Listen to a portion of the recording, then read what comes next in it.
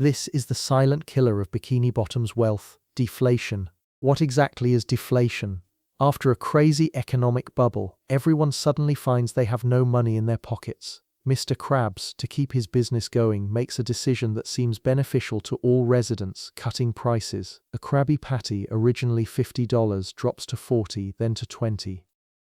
Logically, when things get cheaper, more people should buy. But the closer to human nature, the more counterintuitive logic becomes. When Squidward realizes that $20 could buy one burger yesterday but can buy two today, his first reaction isn't to buy but to wait. When the whole society falls into the expectation that things will be cheaper tomorrow, consumption disappears. This behavior of stopping spending to wait for lower prices is called consumption suppression.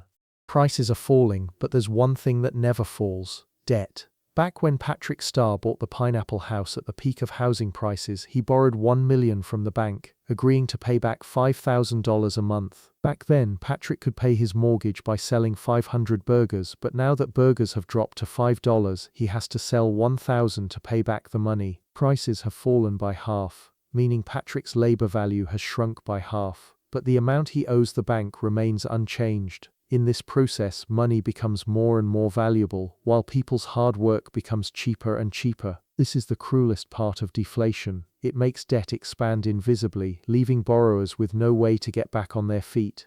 When Krabby Patties stop selling and prices are pushed below cost, Mr. Krabs can't hold on. What will he do? In the real economy, costs are rigid. Rent, electricity, and raw materials don't drop immediately as burger prices fall. To avoid going out of business, Mr. Krabs has only one way out: cut costs internally. He cancels SpongeBob's overtime pay and reduces the cleaners' wages. When all businesses cut expenses to survive, the total income of the whole society starts to plummet. This vicious cycle of falling income, less consumption, and further price drops is the famous debt deflation spiral. In this game, money doesn't disappear. It just becomes a stagnant pool. The Great White Shark Bank should have lent money to Mr. Krabs to open new branches, but now the bank finds that lending to any physical store is a loss because prices are falling and business is shrinking, so the bank chooses to lock money in the safe. Wealthy Squidwards realize that as long as they hold cash without moving it, their purchasing power grows naturally, which is more profitable than investing in any factory. When hard work no longer creates value and lying flat, holding cash becomes the highest return investment. The blood of the real economy coagulates completely. This is another extreme of finance decoupling from the real economy, the liquidity trap.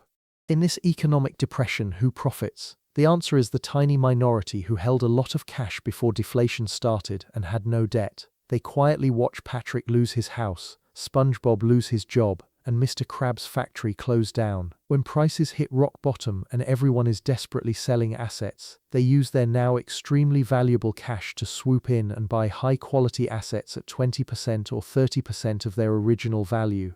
Inflation transfers wealth by diluting deposits, while deflation directly erodes your survival assets by cutting income and amplifying debt. The lights of Bikini Bottom go out one by one, and the once bustling streets are left with only the sound of the wind. The essence of deflation is the collapse of social credit. When the market can no longer save itself, the state has only one last option: forcibly devalue the currency, inject credit into banks through bottomless administrative orders, forcibly reverse the expectation of falling prices, and use artificially created inflation to hedge against this deadly winter.